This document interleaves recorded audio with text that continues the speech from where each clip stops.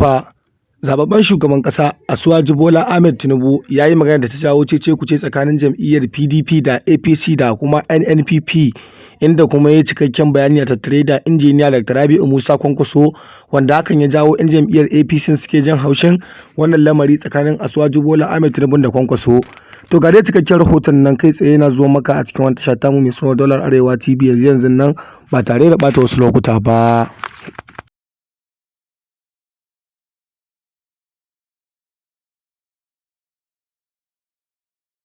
Assalamu alaikum mai sauraro, barka da zuwa wani tashar tamu mai suna Hausa World News TV. To da Allah, wannan zuwan ka ne na farko, ka daure ka dangwala mana subscribe, kana ka danna mana alamar karrawa, domin hakan shine zai baka damar samun cikakkun bidiyoyin mu da kuma zafafa akan lokaci da zaran mun dora. Mun gode da kallon wannan tashar tamu mai suna Daular Arewa TV da kuke yi a koda yaushe. Godiya ta musamman ga dukkan masu sauraron mu a cikin wannan channel din tamu mai dimbin albarka. So mai sauraro, ka karkade kunnen ka sannan ka gyara zama domin jin magana da Asuwaju Bola Ahmed Tinubu ya yi a tattare da injiniya Dr. Rabi'u Musa Kwankwaso.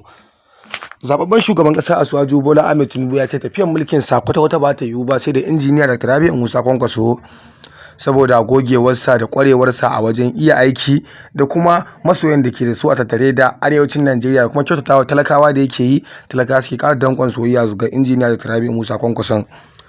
Wannan magana da Asuwaju Bola Ahmed Tinubu ya yi ta faranta wa 'yan jam'iyyar nan ta NNPP da kuma mutane mazauna cikin jihar ta Kano, inda kuma wasu daga cikin jihar Kano suke bakin ciki akan hakan, barin bangaren jam'iyyar nan ta APC, bangaren injiniya Dr. Abdullahi Umar Ganduje.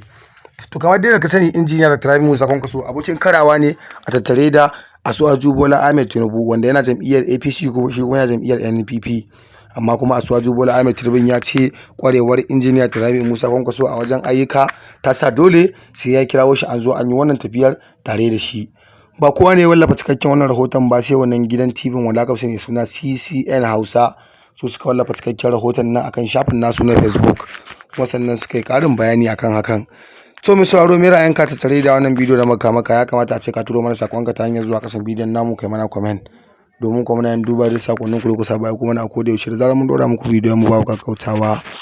Ku ci gaba da ziyartar wannan channel din tamu mai suna Hausa World News TV domin samun labaran duniya, labarai daga cikin masana'antar Kannywood da ma labaran siyasa gabaki daya.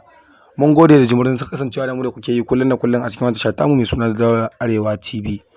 So mai sauraro, ka sauraron Daular Arewa TV ne kai tsaye daga cikin jihar ta Kano, inda tasha ce mai inganci wacce saba zamu muku labarai daɗaɗa zafafa kuma daga cikin lungu sako da ko ina domin ta wallafa muku domin jin daɗin ku da farin cikin masu sauraro.